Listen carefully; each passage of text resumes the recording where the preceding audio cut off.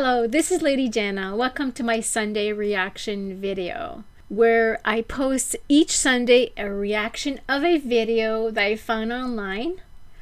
The reason that I'm reacting to this video is because I liked the thumbnail and I was interested to see what is negative painting technique.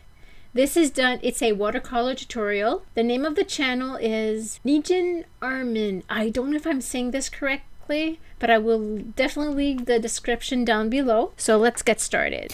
Hello everyone, today we're going to be painting this watercolor landscape in negative painting technique. It's the second video in this series. I'm using 100% cotton paper from Motorola. This block is glued on 4 sides, and when we are done we'll remove the layer that we have painted on. It's really good if you want to keep your paper flat and with less warping.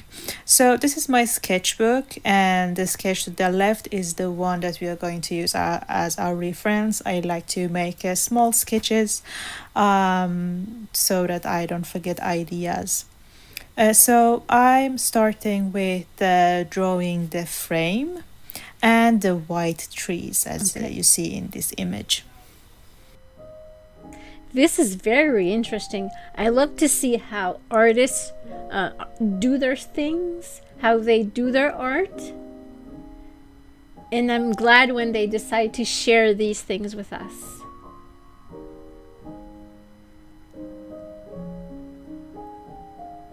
It's a possibility that I'm going to be trying this out. And when I'm done sketching all the branches, then I will erase the connection to the frame so that background and these two first trees, our first layer, will become one. Okay.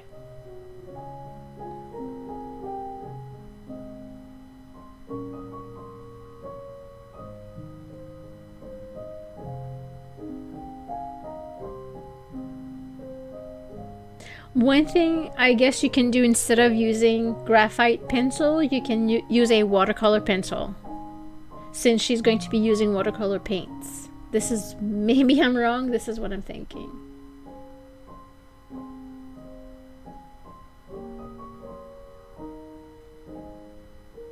It's starting great. I already love it.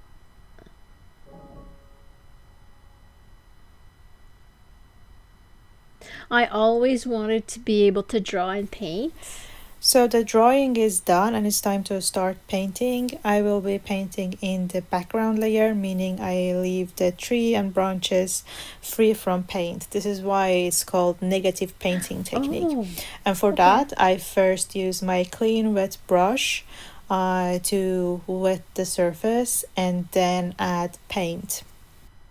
And I do this to get this nice smooth transition of colors, this blurry background she's effect doing wet on wet without having any hard edges. That I know. And it's especially important when you are painting in larger areas, like the middle part and the left and the right part.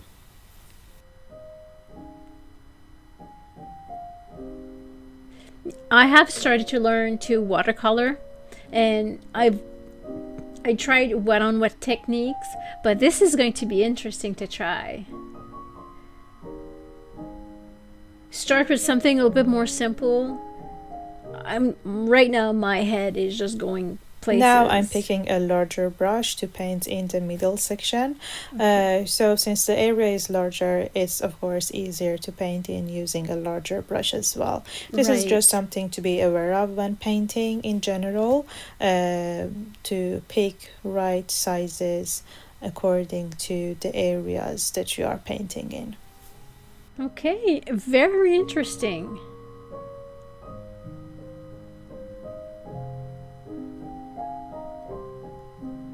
Some people are so talented.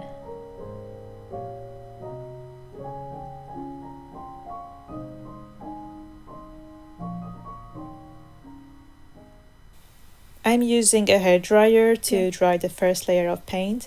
This is very important. We want that layer to be completely dry also. This way we'll get rid of any buckling and warping which happens when you are painting with so much water and paint in this technique.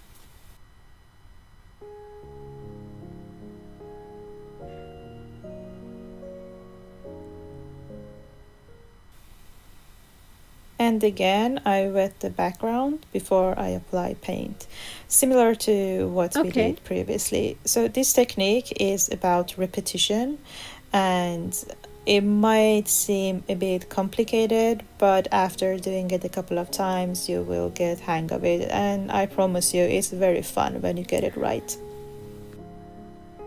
Yeah, practice makes perfect. That I do know.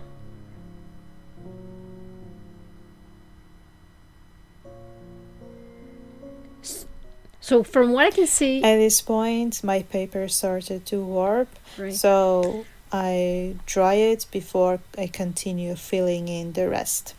So what I can see is that you start with a low value paint, if I'm saying this correctly, and then as you add more and more of the background, I guess, or layers, the paints get more and more value. Now I'm adding the third layer, similar to what we did previously. Again, I'm drawing in the background and also paint the background of that layer. It's up to you how many layers you want to add. The more you add, the more complicated it gets, but also you will get more depth in your painting. I can start to see the depth that is giving us. It's like 3D, 3D. Oh, it's beautiful.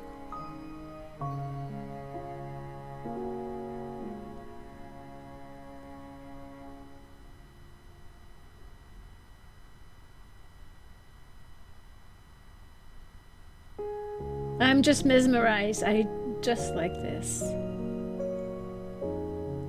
Again, if you don't forget to go watch her video, and don't forget to like and subscribe to her channel. I'm pretty sure she has lots more art for you guys to see.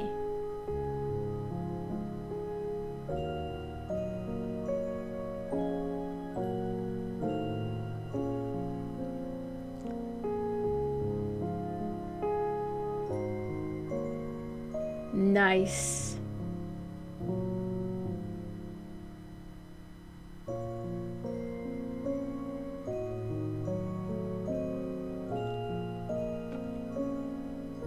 The more layers she adds, the more opaque.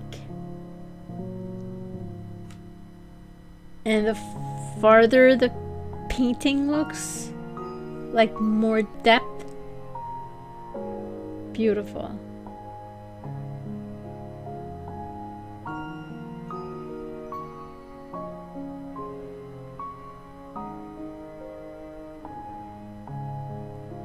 I think I can watch her paint for hours. This is very, very interesting. Let me know in the comments section if you have ever painted like this. Done a negative painting. Let me know. And what you've painted. And also, are you going to give this a try? I definitely will.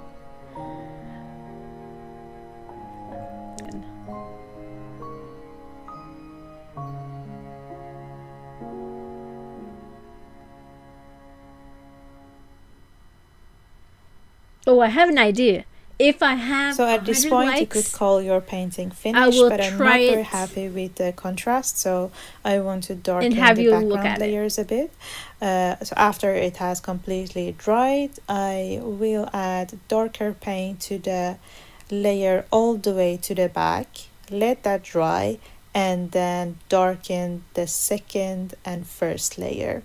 For this, I'm adding some Prussian blue and indigo blue to my mix to darken it. So her layers is completed. Now she's going to be darkening what she already has. Oh, that's interesting.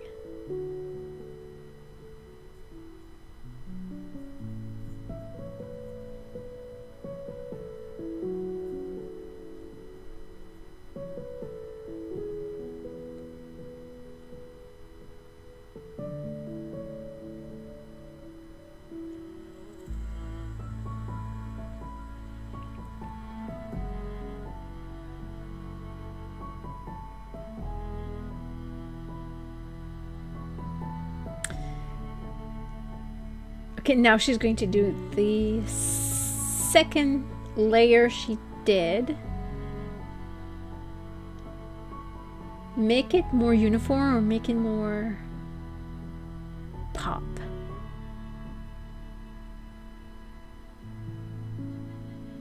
Yeah.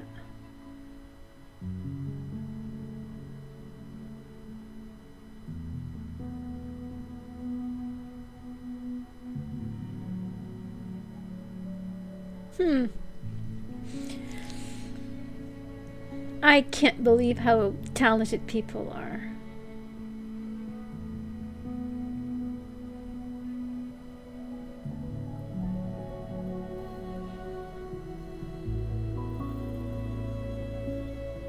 And now she's doing the first layer of paint. Yeah, okay.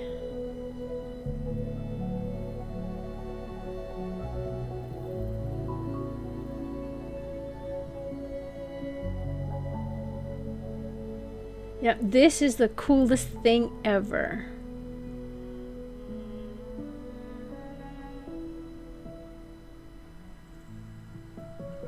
I am glad that I found this video. Definitely.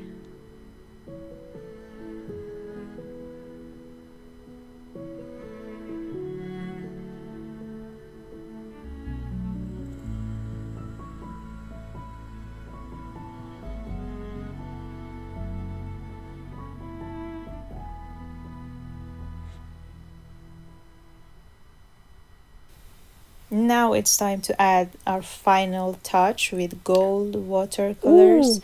This one is from Fine-Tech. I really love this set. And as usual, I first spray it with a little bit of water, let it sit for like 30 seconds to 1 minute to get a nice consistency, and then draw in or paint in some foliage, flowers, leaves. Here you can get very creative. I really love this combination of blue and gold. It's really pretty.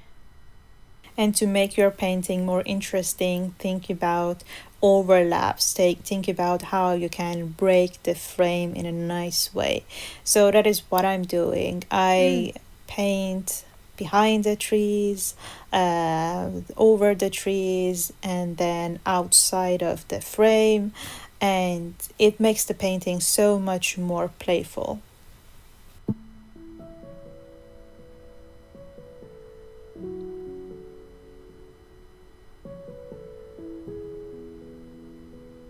It adds such personality. I love these leaves. The metallic watercolors are doing its job. Let me know if you ever used metallic watercolor before.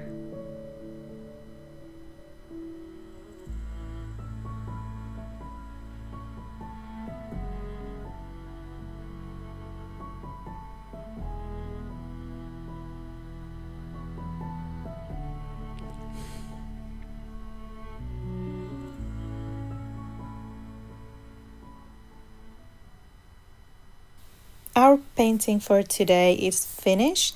I have made another video in negative painting technique. If you are interested, you could check that out.